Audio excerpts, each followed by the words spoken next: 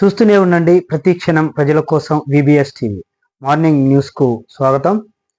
మరి ఈరోజు విశేషాలు ఏంటో చూసే ముందు కొంత వివరణ చేయాలని, గత ప్రభుత్వం తెలంగాణ రాష్ట్ర ఆవిర్భావం తర్వాత మరి పన్నుల విషయంలోనూ ఉద్యోగాల విషయంలోనూ మరి ప్రభుత్వంలో ఉన్నటువంటి ఎమ్మెల్యేలు వాళ్ళు చేస్తున్న భూదందాలు వీటన్నిటిపైన మరి ప్రభుత్వ సహకారం అందకపోవడంతో మరి ఆ భూదందాలని అంతగా ముందుకు పోలేని పరిస్థితి గత పాలకుల పాలనలో జరిగినట్టుగా మరి స్పష్టమవుతుంది. ఎందుకంటే నమస్తే తెలంగాణ పత్రికలో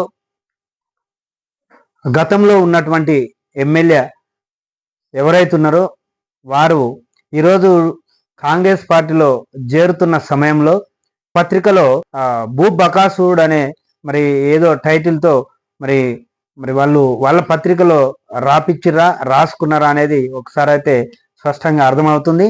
మరి గతంలో వాళ్ళు చేసిన టైంలో మరి ఈ భూదందాలు భూ ఆక్రమణలో ఎక్కువగా పురిగొల్పిందే టిఆర్ఎస్ ప్రభుత్వం. మరి దాన్ని ఈ కాంగ్రెస్ ప్రభుత్వంలో కూడా మరి అంతే కంటిన్యూషన్ చేస్తారేమో. ఎందుకంటే కాంగ్రెస్ ప్రభుత్వంలో ఏదైనా సాధ్యమని మరి ప్రజలు అంటుండ్రు. మరి అట్లాగే మరి రాజకీయ నాయకులు కూడా, విశ్లేషకులు కూడా అంటున్న పరిస్థితి అయితే ఉన్నది. మరొక్కసారి ఈరోజు పత్రికల్లో మరి విశేషాలు ఏంటో తెలంగాణ పత్రికలో మరి ఏమున్నాయో ఒకసారి చూద్దాం. పన్ను ఎగవేతదారులపై కఠిన చర్యలు, డీజిల్ పెట్రోల్పై వ్యాట్, ఆదాయం ఎందుకు తగ్గింది, లిక్కర్ అమ్మకాలు పెరిగినా రెవెన్యూ ఎందుకు పెరగలేదు, రిజిస్ట్రేషన్లు ఇసుక ద్వారా ఆదాయం పెంచేందుకు చర్యలు తీసుకోండి, జిఎస్టీ చెల్లింపుల విషయంలో నిక్కచ్చిగా వ్యవహరించండి, అధికారులకు సీఎం రేవంత్ రెడ్డి దిశ నిర్దేశం. 24 నుంచి అసెంబ్లీ లేదా 25-26న పూర్తి స్థాయి బడ్జెట్, కీలక అంశాలుగా రైతు భరోసా, రుణమాఫీ, కొత్త 6వ వార్ చట్టం, తెలంగాణ చిహ్నం తదితర అంశాలపై చర్చ. సభ ముందుకు పలు కీలక బిల్లులు, మండలి చైర్మన్, అసెంబ్లీ స్పీకర్తో సిఎస్ డీజీపీ భేటీ. కేంద్ర ప్రభుత్వం 23న పూర్తి స్థాయి బడ్జెట్ను ప్రవేశపెట్టనున్న నేపథ్యంలో వెంటనే రాష్ట్ర అసెంబ్లీని సమావేశపరచాలని ముఖ్యమంత్రి రేవంత్ నిర్ణయించారు. కేంద్ర బడ్జెట్లో రాష్ట్రానికి కేటాయింపులు, ఆర్థిక సహాయాలు, గ్రాంట్లను బేరీజ్ వేసుకొని తద్వారా ఇక్కడ కూడా పూర్తి స్థాయి పద్దును ప్రవేశపెట్టాలని ఆయన భావిస్తున్నారు. రాష్ట్రంలో కాంగ్రెస్ అధికారంలోకి వచ్చిన తర్వాత గత ఫిబ్రవరిలో ఓటాన్లో అకౌంట్ను బడ్జెట్ను ప్రవేశపెట్టింది. లోక్సభ ఎన్నికల నేపథ్యంలో ఎక్కువ సమయం లేకపోవడంతో కేంద్రం మాదిరిగానే ఇక్కడ కూడా ఓటాన్ అకౌంట్తో మొగ్గు చూపారు. అందువల్ల ఇప్పుడు పూర్తి స్థాయి పద్దును ప్రవేశపెట్టాల్సి ఉంది. ఇందుకు అనుగుణంగా డిప్యూటీ సీఎం బట్టి విక్రమార్క సైతం ఆర్థిక శాఖను ఆదేశాలు జారీ చేశారు. ఈ క్రమంలో ఈ నెల 24 నుంచి శాసనసభ, శాసన మండలి సమావేశాలు నిర్వహించేందుకు ప్రభుత్వం కసరత్తు చేస్తున్నట్టుగా ముమ్మర ప్రయత్నం చేస్తుంది. ఇకపోతే తెలంగాణ పబ్లిక్ స్కూళ్లు ఎప్పుడు, ఈసారైనా విద్యారంగానికి ప్రాధాన్యత దక్కేనా, 15% నిధులిస్తామంటూ కాంగ్రెస్ హామీ, ఓటాన్ అకౌంట్ బడ్జెట్లో 7.75% కేటాయింపు, పూర్తి స్థాయి బడ్జెట్లో నిధులు పెరుగుతాయా? ఇందిరమ్మ రాష్ట్రంలో భాగంగా కాంగ్రెస్ ప్రభుత్వంతో విద్యా వ్యవస్థను బలోపేతం చేసేందుకు అధిక ప్రాధాన్యత ఇస్తామంటూ ఆర్థిక శాఖ మంత్రి మల్లు బట్టి విక్రమార్క ఓటాన్ అకౌంట్ బడ్జెట్ సమీక్షలో అన్నారు. విద్యారంగానికి 15% నిధులు కేటాయిస్తామంటూ ఎన్నికల మేనిఫెస్టోలను కాంగ్రెస్ హామీ ఇచ్చింది. కానీ ఓటాన్ అకౌంట్ బడ్జెట్లో మాత్రం 7.75% నిధులనే విద్యారంగానికి కేటాయించడం గమనార్హం. దీంతో పూర్తి స్థాయి బడ్జెట్లోనైనా విద్యారంగానికి ప్రాధాన్యత దక్కుతుందా లేదా అన్న దానిపై చర్చ జరుగుతుంది. ఆదానికి మరి ఇక్కడ కరెంటు ఏదైతే ఉన్నదో కరెంటు రంగాన్ని కూడా మరి ప్రైవేట్ పరం చేయాలనే ఆలోచన కేంద్ర ప్రభుత్వం, రాష్ట్ర ప్రభుత్వాలు చేస్తున్నట్టుగా కనిపిస్తుంది. మరి ఇక్కడైతే మరి రాష్ట్రంలో మరి కరెంటుకు సంబంధించిన దాని మీద మరి అక్కడ ఉద్యోగులు, కరెంటు సంస్థలకు సంబంధించిన ఉద్యోగులు అయితే నిరసన వ్యక్తం చేస్తున్నట్టుగానైతే కనిపిస్తుంది. టీజీఎస్పీడీసీఎల్ ముందు విద్యుత్ ఉద్యోగుల నిరసన. విద్యుత్ సంస్థల భాగమైన సౌత్ సర్కిల్ ని ఆదాని గ్రూప్ కిస్తే ఉద్యమం తప్పదని యునైటెడ్ ఎలక్ట్రిసిటీ ఎంప్లాయీస్ యూనియన్ యుఈఈయు నేతలు ప్రభుత్వాన్ని హెచ్చరించారు. గురువారం హైదరాబాద్ లోని టీజీఎస్పీడీసీఎల్ కార్యాలయం ముందు నిరసన కార్యక్రమాన్ని చేపట్టారు. తెలంగాణ రాష్ట్ర ముఖ్యమంత్రి మరి కేంద్ర సమావేశాలు మరి ఈ నెలలో జరుగుతుండటంతో మరి ఆ మడుపను అంటే ఆ యొక్క ఆర్థిక శాఖ మంత్రి నిర్మలా సీతారామన్ మరి కేంద్ర బడ్జెట్ సమావేశాల సమయంలో మరి కేంద్రం ఈ రాష్ట్రాలకు ప్రకటించేటువంటి బడ్జెట్ ను పట్టి ముందుకు సాగాలనే ప్రయత్నం అయితే చేస్తున్నట్టుగా కనిపిస్తుంది తెలంగాణ రాష్ట్ర ప్రభుత్వం. ప్రతి ఈ యొక్క తెలంగాణ రాష్ట్రంలో 24 లేదా 25 నుంచి మరి బడ్జెట్ సమావేశాలు, తర్వాత రైతు భరోసా, మరి అలాగే రైతు రుణమాఫీ, మరి ఇంకా దానికి సంబంధించిన ప్రతి అంశాలను కూడా తెలంగాణ రాష్ట్రంలో ఉన్నటువంటి లావాదేవీలు, మరి ప్రభుత్వ పరంగా మరి ప్రజలకు ఇచ్చిన హామీలు, వీటన్నిటిని కూడా మరి ఏ విధంగా బడ్జెట్ ను ప్రవేశపెట్టాలి, దానికి సంబంధించిన లోటుపాట్ల విషయంలోనూ ముందుకు సాగాలనే ఆలోచనతోటి మరి 25, 26, 24 లేదా 25వ తారీఖు నుంచి మరి ఈ యొక్క సమావేశాలు మరి ఏర్పాటు చేసి వాటిని ముందుకు తీసుకుపోవాలనే ఆలోచనతోటి మరి ఈ యొక్క ప్రయత్నం అయితే రాష్ట్ర ప్రభుత్వం చేస్తున్నట్టుగా స్పష్టంగా కనిపిస్తుంది. పన్ను ఎగుమతదారులపై తర్వాత మరి కఠిన చర్యలు తీసుకునే ప్రయత్నం అయితే రాష్ట్ర ప్రభుత్వం చేస్తున్నట్టుగా కనిపిస్తుంది. మరి నిన్న ఆ యొక్క శాఖలతోటి, ఆ యొక్క శాఖలు ఏవైతే ఉన్నాయో ఆ శాఖలతోటి మరి సమావేశాలు జరిపినట్టుగా కనపడుతుంది. మరి ఆ యొక్క మరి శాఖలలో మద్యం, తర్వాత ఇసుక దందా, వీటన్నిటిపైన కూడా మరి స్పష్టత, దిశ నిర్దేశం కూడా మరి ముఖ్యమంత్రి చూపినట్టుగా మరి కనిపిస్తుంది. తెలంగాణ రాష్ట్ర ప్రభుత్వంలో పబ్లిక్ స్కూల్ పెడతామని మరి ప్రకటన చేసినప్పటికీ అది సాధ్యం కాని పరిస్థితి. మరి మొన్నటి ఎన్నికలలో కాంగ్రెస్ ప్రభుత్వం మేనిఫెస్టోలో తెలంగాణ పబ్లిక్ స్కూళ్లను మరి ఏర్పాటు చేసే ప్రయత్నం చేస్తాం, మరి 24-25 విద్యా సంవత్సరంలోనే ముందుకు పోతామని మరి ఎన్నికల సమయంలో ప్రకటించినప్పటికీ అది సాధ్యమైనట్టుగా కనిపిస్తలేదు. అసలు ఆ ఊసే లేని పరిస్థితి అయితే కనిపిస్తుంది. మరి అట్లాగే మరి విద్యా సంస్థలకు మరి గత ప్రభుత్వం మరి తక్కువ 6.95 బడ్జెట్ మరి కేటాయించినట్టుగా ఉన్నది. మరి దానికంటే కొంచెం ముందుకెళ్ళి మరి బడ్జెట్ బడ్జెట్ కేటాయించినట్టుగానైతే కనిపిస్తుంది. గత ఫిబ్రవరి ఫిబ్రవరి సమావేశాల్లో, మొదటి సమావేశాల్లో మరి 7.75 మరి శాతం, అంటే మరి తక్కువ, గత ప్రభుత్వానికంటే కొంచెం మోతాదులో ఎక్కువగా బడ్జెట్ కేటాయించినట్టుగానైతే సాలిసాలని బడ్జెట్ అయితే కేటాయించినట్టుగా కనిపిస్తుంది. మరి దీన్ని కూడా రేపు 24 నుంచి 24 లేదా 25 బడ్జెట్ సమావేశాలు, అసెంబ్లీ సమావేశాల్లో మరి విద్యా సంస్థలకు కూడా పూర్తి స్థాయిలో బడ్జెట్ ని ప్రకటించాలని, మరి అలాగే మరి తెలంగాణ పబ్లిక్ స్కూళ్లకు సంబంధించినవి కూడా త్వరతగితన ఏర్పాటు చేసి 25, 26 సంవత్సరంలోనైనా వాటిని మొదలుపెట్టే ప్రయత్నం అయితే చేయాలనేది మరి ప్రజలలో ఉన్నది. మరి దాన్ని తెలంగాణ కాంగ్రెస్ ప్రభుత్వం ముందుకు తీసుకుపోయే ప్రయత్నం చేయాలనేది మరి ప్రతిపక్ష పార్టీలు అయితే మరి ఎద్దేవా చేస్తున్నట్టుగానైతే కనిపిస్తుంది. ఎందుకంటే మరి గత ప్రభుత్వం విఫలమైందనే కదా మిమ్మల్ని గెలిపించింది. మరి మీరేం చేస్తున్నట్టు తెలంగాణ పబ్లిక్ స్కూల్లో ఎందుకు 1-2 స్కూళ్లను కూడా ప్రయత్నం ఎందుకు చేయలేదనేది మాత్రం రాజకీయ పార్టీలు ఎద్దేవా చేస్తున్నాయి. మరి వాళ్ళని ప్రశ్నిస్తున్న పరిస్థితి కూడా స్పష్టంగా కనిపిస్తుంది. నినాదం పత్రికలో చూద్దాం. ఫుడ్ సేఫ్టీ వ్యవస్థను సమూల ప్రక్షాళన, హోటళ్లు, రెస్టారెంట్లో వరుస తనిఖీలు, ఫుడ్ సేఫ్టీ పై అసోసియేషన్ ప్రతినిధులతో సమావేశం, బీఆర్ఎస్ విమర్శలను తిప్పికొట్టిన సీఎం రేవంత్. రాష్ట్రంలోని ఫుడ్ సేఫ్టీ వ్యవస్థను సమూల ప్రక్షాళన చేయాలని రాష్ట్ర ప్రభుత్వం నిర్ణయించింది. ప్రజలకు నాణ్యమైన, ఆరోగ్యకరమైన ఆహార పదార్థాలు అందించేలా హోటళ్లు, రెస్టారెంట్లు, హాస్టళ్లు, వీధి ఆహార సంస్థల విక్రయ కేంద్రాలపై నిఘా పెంచుతోంది. ఈ క్రమంలోనే తెలంగాణ దిశగా రాష్ట్రాన్ని తీర్చిదిద్దే విధంగా తెలంగాణ ప్రభుత్వం వైద్య ఆరోగ్య శాఖ ఫుడ్ సేఫ్టీకి అత్యంత ప్రాధాన్యత ఇస్తోంది. రెస్టారెంట్స్, ఆహార పదార్థాల తయారీ సంస్థల యాజమాన్యాల అసోసియేషన్ ప్రతినిధులతో ఫుడ్ సేఫ్టీ రాష్ట్ర సచివాలయంలో అవగాహన సమావేశం జరిగింది.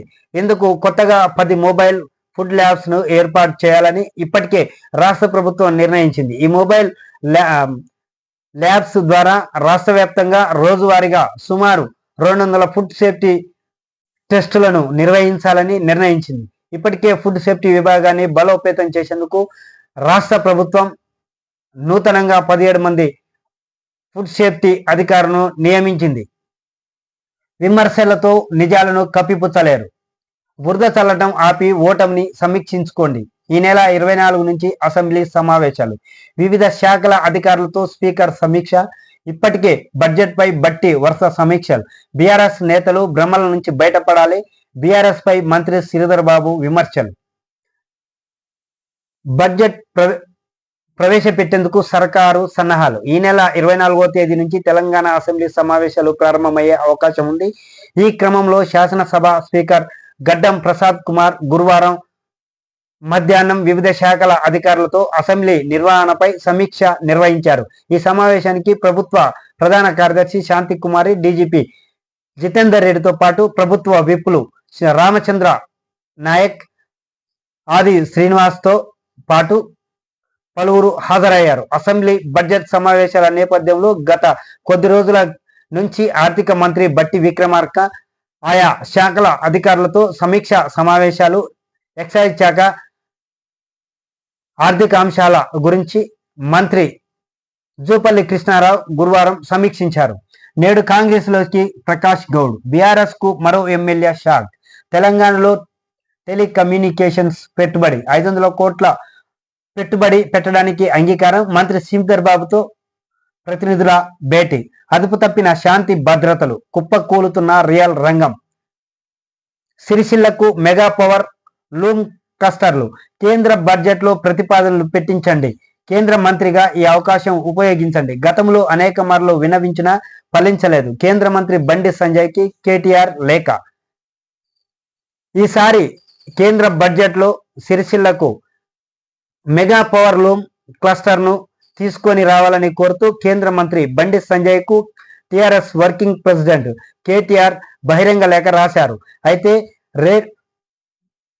రెండోసారి మీరు ఎంపీ కావడం, కేంద్రంలో కూడా మంత్రిగా పదవి దక్కడంతో సిరిసిల్ల నేతస్థులకు సేవ చేసేందుకు మీకిది సరైన సమయమని గుర్తించుకోవాల్సిన అవసరం ఉందని కేటీఆర్ అన్నట్టుగా సమాచారం. పద్మశాలీలు మరి బట్టలు నేసే ఏరియా అది.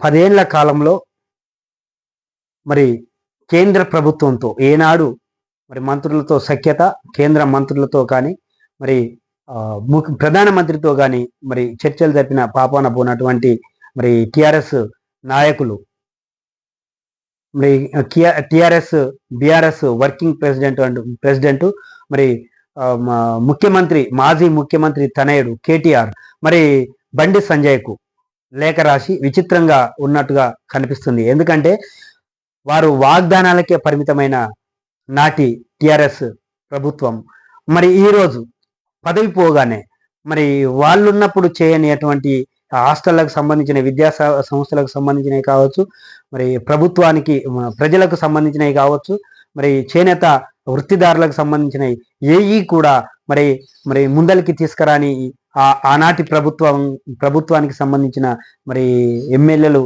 మంత్రులు మరి ఈ 6 నెలల ప్రభుత్వం పడిపోగానే ఈ 6 నెలల నుంచి ఒకటే గగ్గోలు పెడుతున్న పరిస్థితి అయితే స్పష్టంగా కనిపిస్తుంది. దాన్ని బండి సంజయ్ మరి వ్యతిరేకించినట్టుగా కూడా కేంద్ర మంత్రి బండి సంజయ్ వ్యతిరేకించినట్టు కూడా కనిపిస్తుంది. నీకు ఈ రోజు చేనేత కార్మికులు కనిపిస్తున్నారా? మరి గతంలో ఎందుకు వారి గురించి పట్టించుకోలేదని కూడా ప్రశ్నిస్తున్నట్టుగా కనిపిస్తున్నది. మరి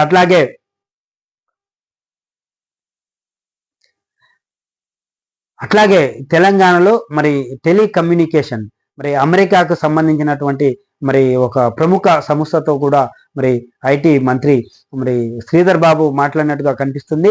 500 కోట్ల మరి ప్రాజెక్టును తెలంగాణలో ఏర్పాటు చేయబోయినట్టుగా కనిపిస్తుంది. మరి ఇది కాక ఒక సంవత్సరంలో పూర్తి అయితే వేల మంది మరి ఐటీకి సంబంధించినటువంటి కంప్యూటర్కి సంబంధించినటువంటి నిరుద్యోగులకు ఉపాధి కల్పన కల్పించే ప్రయత్నం అయితే ఉంటుంది అనేది మాత్రం శ్రీధర్ బాబు చెప్తున్నట్టుగా కనిపిస్తుంది. మరి ఇది సక్సెస్ అయినట్టుగా కూడా మరి తెలుస్తున్నది. మరి దానికి సంబంధించినటువంటి మరి అమెరికాకు సంబంధించినటువంటి వాళ్ళంటే మరి అవినీతి చేయాల్సిన పరిస్థితి కూడా కనిపిస్తున్నట్టుగా, ఎందుకంటే ఏదైనా సాధ్యం కాంగ్రెస్ ప్రభుత్వంలో అనేది ప్రజల నానుడి. మరి అందులో భాగంగా మరి ప్రజలకు మరి నిరుద్యోగ యువకులకు ఉపాధి కల్పించే క్రమంలో మరి అవినీతి జరగకుండా మరి మంత్రులు మరి రాష్ట్ర అధికారులు కూడా దీనికి మరి మార్గదర్శకాలను చూపించి మరి టెలికమ్యూనికేషన్ ఏదైతే ఉన్నదో మరి దానికి సంబంధించిన ఉత్పత్తి ఏదైతే టెలికమ్యూనికేషన్కు కావచ్చు, ఎలక్ట్రిసిటీకి సంబంధించిన వస్తువుల మరి ఉత్పత్తికి సంబంధించిన అయినా మరి నాణ్యత పరిణామాలతో చేస్తూ నిరుద్యోగ వృత్తి మరి ఎక్కువగా కల్పించే ప్రయత్నం మరి ఈ యొక్క చొరవ చూపి రాష్ట్ర మంత్రిగా మరి రాష్ట్ర ప్రభుత్వం చొరవ చూపి మరి యొక్క అమెరికాకు సంబంధించిన మరి ఏవైతే ఉన్నాయో సంస్థలు మరి ఐటీ మన టెలిఫోన్కి సంబంధించిన సంస్థ ఏదైతే ఉన్నదో మరి దాని ద్వారా భాగస్వామ్యమై మరి రామారావు అనే వ్యక్తి భాగస్వామిగా ఉన్నటువంటి ఆ సంస్థను కూడా విలీనం చేసుకొని మరి కమ్యూనికేషన్ ఉత్పత్తులు చేసే ప్రయత్నం అయితే చేస్తున్నది. మరి ఇది పూర్తి సక్సెస్లో ఉండి నిరుద్యోగ సమస్య కొంతవరకైనా యువకులకు అవకాశం కల్పిస్తే బాగుంటుంది అనేది నిరుద్యోగ సమస్యను మరి కొంతవరకైనా సమస్యను మెరుగుపరిచే ప్రయత్నం అయితే కాంగ్రెస్ ప్రభుత్వం చేస్తున్నట్టుగా అయితే స్పష్టంగా కనిపిస్తుంది. ఓకే నాన్న, ఒక నిమిషం, ఇంకొక 2 నిమిషాలు చెప్తా. అట్లాగే టిఆర్ఎస్ సంబంధించినటువంటి మరి బీఆర్ఎస్ వర్కింగ్ ప్రెసిడెంట్ కేటీఆర్ 6 నెలలకే శాంతి భద్రతలు అదుపు తప్పితే మరి 10 ఏళ్ల పాలనలో మీరు చేసిన శాంతి మరి ఏంటి అని కూడా కాంగ్రెస్ సంబంధించిన లీడర్లు ప్రశ్నిస్తున్న పరిస్థితి. టిఆర్ఎస్ ప్రభుత్వ కాలంలో లాస్ట్ 5-6 నెలల్లో అధికంగా మహిళలపై అత్యాచారాలు కావచ్చు, మరి క్రైమ్ అయితే ఎక్కువగా పెరిగినట్టుగా గత మరి పోలీసుకు సంబంధించిన అధికారులు కూడా స్పష్టంగా చెప్పిన పరిస్థితి. మరి దానికి సంబంధించి మరి ఈరోజు వారు మాట్లాడుతుంది అదుపు తప్పుతుందని. మరి అదే ఆ కాలంలో మరి మీరేం చేసిరో కూడా తెలియని పరిస్థితి. వచ్చి 5-6 నెలలే అవుతుంది. ఈ 5-6 నెలల్లో సమీక్షా సమావేశాలు తర్వాత కొన్ని మార్పులు జరుగుతున్న పరిస్థితి. మరి దానికి ఇంకా కొంత సమయం పట్టొచ్చు, కానీ శాంతి భద్రతల్లో మాత్రం అసమర్థత జరిగే పరిస్థితి లేదని డీజీపీ మరి జితేందర్ రెడ్డి మరి నిన్న ఎక్కగానే శాంతి భద్రతలకు అదుపులో ఉంచేటందుకు ముందుకు పోతామని మరి నిన్ననే మరి చెప్పినట్టుగా కనిపిస్తుంది. ప్రశ్నించినందుకు వేధింపులు, గిరిజనుడిపై దౌర్జన్యం, కాంగ్రెస్ ఎమ్మెల్యేను నిలదీస్తూ పోస్టులు పెట్టాడని ఎస్ఐ జులుం, తొర్రూరు ఠాణాకు పిలిపించి తీవ్రంగా కొట్టి బెదిరింపులు, ఎమ్మెల్యే ప్రోద్బలంతోనే కొట్టారు బాధితుడు సురేష్, 50 ఏళ్లు కాంగ్రెస్ జెండా మోసిన ఫలితం ఇదని ఆవేదన, పోలీసుల తీరును తప్పుపట్టిన కేటీఆర్, డీజీపీకి వినతి, విచారణ చేసి బాధ్యులపై చర్యలు తీసుకోవాలని Harish Rao, SI MLA పిఏపై atrocity case పెట్టాలి, ఎల్హెచ్పిఎస్, భూమిచెర బాంఛన్ దొర, భూముల కోసం సర్కారీ దొరల ముంగిట సాగిల, హైదరాబాద్ శివార్ ఎమ్మెల్యేకు తీరని భూదాహం, రైతులను బెదిరించి అడ్డగోలుగా భూముల చెర, దళితులకు చెందిన అసైన్ భూములకు ఎసరు, కేసీఆర్ హయాంలో పారని ప్రజాప్రతినిధి పాచిక, భూముల రెగ్యులరైజేషన్ కు గత సర్కార్ సస్యమిర, ఇప్పుడు ఆ భూముల కోసమే పార్టీ మార్పు, భూతర్పణకు పచ్చ జెండా ఊపిన రేవంత్ సర్కార్, అరాచకీయమే రాజకీయమైనప్పుడు అధికారమే అంతిమ లక్ష్యము అవుతుంది, భూమిపై మొహం భూతమై వెంటాడుతున్నప్పుడు ప్రభుత్వ ప్రాచికమే పరమావధి అవుతుంది. ఇప్పుడు అదే జరుగుతున్నది. నగర శివార్ల నుంచి గెలిచిన ఒక బీఆర్ఎస్ ఎమ్మెల్యేకు ఇప్పుడు గెలిపించిన ప్రజల కన్నా వారి అభిమతం కన్నా టికెట్ ఇచ్చిన పార్టీ కన్నా రాజకీయ నిబద్ధత కన్నా భూదందానే ప్రధాన అంశం అయిపోయింది. ఫిరాయింపులకి ఫార్ములా భూములు, బిల్లులు, బ్లాక్ మెయిలే. బీఆర్ఎస్ నేతలపై కాంగ్రెస్ ప్రయోగం. తప్పనిసరి పరిస్థితుల్లో నేతల కప్పదాటు. ఇందుకోసం ప్రత్యేక వ్యవస్థ ఏర్పాటు. కాంగ్రెస్ నేత బెదిరింపులు, రైతు ఆత్మహత్యా యత్నం. భూ విషయంలో కాంగ్రెస్ నాయకుడి దౌర్జన్య వాంఛ. మితిమీరిన గజ్వేల్ మాజీ ఎమ్మెల్యే అనుచరుడి అరాచకం. రైతు పొలానికి దారి ఇచ్చేందుకు 20 లక్షల డిమాండ్. వేధింపులు తాళలేక పురుగుల మంది తాగిన కిష్టయ్య. గాంధీ దవాఖానకి తరలింపు. రైతు పరిస్థితి విషమం. భూమిని గుంజుకోవాలని చూస్తున్నారంటున్న కిష్టయ్య భార్య కనకవ్వ. ప్రభుత్వం తమదేనంటూ వేధిస్తున్నాడని ఆరోపణలు. గత ప్రభుత్వంలో మహబూబాబాద్, మహబూబ్ నగర్, వరంగల్, ఆదిలాబాద్ సైడ్ భూములు, అసైన్ భూములు, వీటిని ఏవైతే దౌర్జన్యంగా బెదిరింపులతోటి బినామీలకు కట్టబెట్టారు.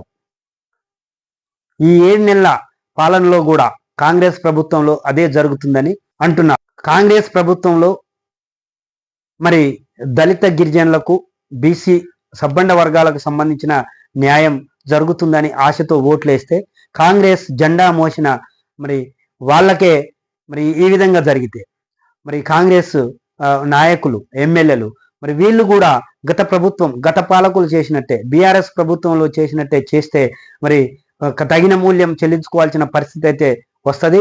మరి ప్రజా వ్యతిరేక పనులు చేస్తే ఎవరినైనా ఉపేక్షించమని మరి మొన్నటి ఎన్నికల్లో డబ్బు, మద్యం, తీరులు బారిన మరి సరైన బుద్ధి చెప్పిన పరిస్థితి. జడ్పీటీసీ, ఎంపీటీసీ మరి వీటికి సంబంధించిన ఎన్నికల్లో ఖచ్చితంగా మరి జరిగే పరిస్థితి అయితే ఇక్కడ కానొస్తుంది.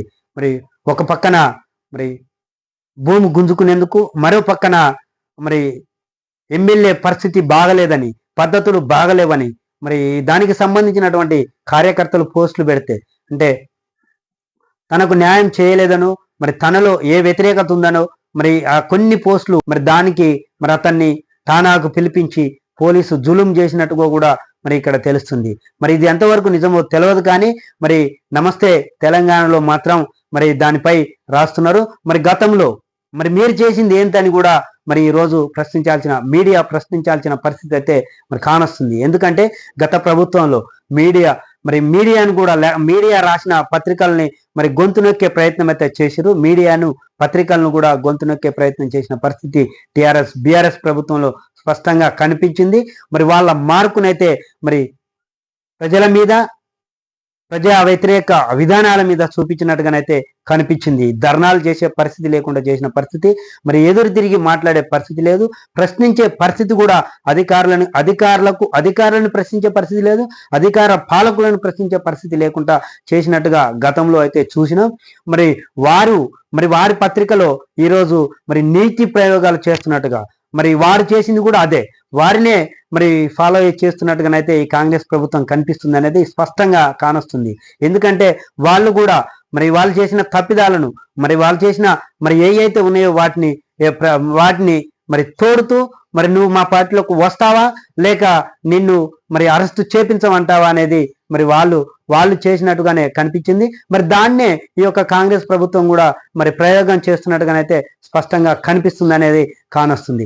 మరి ఈనాడు మరి అదే జరుగుతుంది. అసలు వాస్తవంగా గతంలో మరి గత పాలకులు తెలంగాణ ఏర్పాటు కాని సమయంలో చేసింది కొంత వైఎస్ రాజశేఖర రెడ్డి మరి పీరియడ్లో అదే జరిగినట్టుగానైతే కనిపించింది. ఎందుకంటే మరి ప్రభుత్వం మరి ప్రశ్నించే ప్రతిపక్షం లేకుండా ఉంటే కొంత ఒక సొంత మార్కును చూపించుకుంటూ మరి పాలన నడిపించుకుంటూ ప్రజా వ్యతిరేక ఉన్నప్పటికీ తను అనుకున్నదైతే చేసుకోవచ్చు అనేది వైఎస్ పాలనలో ప్రజలకు మరి న్యాయం చేస్తూనే కొంత మార్కునైతే చూపించుకున్నట్టుగా కాంగ్రెస్ పాలనలో కనిపించింది.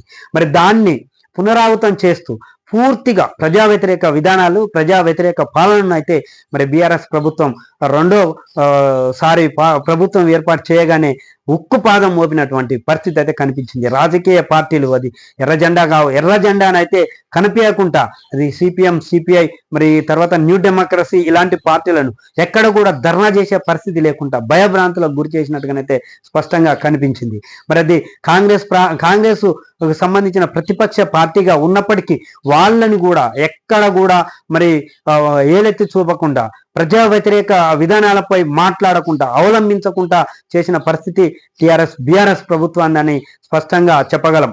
మరి ఇప్పుడు వారే రాజనీతి వల్లించినట్టుగా మాట్లాడితే వాళ్ళ పత్రికలు రాస్తే మరి ఇది ఎంతవరకు మరి ఎంతవరకు మరి కరెక్ట్ అనేది కూడా ఒకసారి ఆలోచించిన పరిస్థితి. ఎందుకంటే ఆ మార్గాన్ని చూపిందే మీరు. మరి అందుకొరకు అసలు మరి ఇక్కడ మరి ప్రతి మీటింగ్లో కాంగ్రెస్ ప్రభుత్వం ఏర్పాటు చేయకముందే రానున్న కాలం మాదే, రాబోయే ప్రభుత్వం మాదే, తెలంగాణ రాష్ట్రంలో కారు ఇక రారు అనేది ఒక రేవంత్ రెడ్డి నోటిలో వినపడ్డ పరిస్థితి. అదే బట్టి విక్రమార్కు చాలా దుక్కుల్లో కూడా చెప్పిన పరిస్థితి.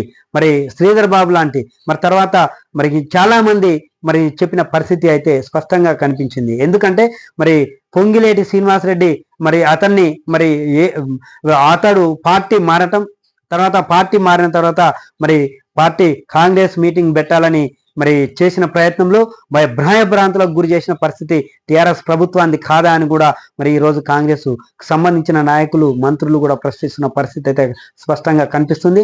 మరి అదే మరి ఫార్ములాను, అదే ఫార్మాట్ను కూడా మరి కాంగ్రెస్ మార్కును చూపించుకోవడానికి మరి ఇదైతే ప్రయోగం చేస్తున్నట్టుగా కనిపిస్తుంది. మరి దానిలో భాగంగానే మరి భయభ్రాంతులకు గురి చేసైనా అసలు టీఆర్ఎస్ కు సంబంధించిన ఊసే లేకుండా తెలంగాణ రాష్ట్రంలో గులాబీని రెపరెపలాడుతుందని ఏ విధంగా అయితే ప్రగల్భాలు పలికినటువంటి ఫామ్ హౌస్ కు మరి అంకితమైన చంద్రశేఖర్ రావుకు మరి గుబులు పుట్టే విధంగా కాంగ్రెస్ మరి మార్కునైతే చూపిస్తున్నట్టుగా స్పష్టంగా కనిపిస్తుంది. అదే మరి ఫార్ములాను తర్వాత పావులు కలుపుతున్నట్టుగా కనిపిస్తున్నట్టయితే ఇక్కడ స్పష్టంగా ఉన్నది. మరి దాన్ని మరి ముందుకు తీసుకుపోతున్నట్టుగా కనిపిస్తున్నది. ఎందుకంటే ప్రతి టిఆర్ఎస్ కు సంబంధించినటువంటి ఎమ్మెల్యేలు ఎవరైతే ఉన్నారో మరి అందులో మరి ఇక్కడ ఉంటే మరి ఎంతసేపటికి ఫామ్ హౌస్ కు పోవాలి లేదా కేటీఆర్ చెప్పిందే వినాలి. కాబట్టి మరి మేము ముందుకు పోవాలంటే మరి ప్రజలను, కార్యకర్తలను కాపాడుకోవాలంటే మరి కొద్ది కష్టమైన పరిస్థితి ఉందనేది ఒక సాకు చూపుతున్నారు. కానీ మరి వీరు చేసిన తప్పిదాలను మరి ఏదో ఒక రోజు బయట పెట్టే వచ్చే పరిస్థితి ఉన్నది. కాబట్టి ఎందుకు ఈ తలనొప్పి కాంగ్రెస్లోకి వెళ్ళిపోతే లేదా మరి బీజేపీ పార్టీకి వెళ్ళిపోతే మరి మేము కొంత సేఫ్ సైడ్ లో ఉండొచ్చు అనేది అయితే ఆలోచనలో టీఆర్ఎస్ కు సంబంధించిన ఎమ్మెల్యేలో అయితే ఒక ఆలోచన వచ్చినట్టుగానైతే స్పష్టంగా గానొస్తుంది.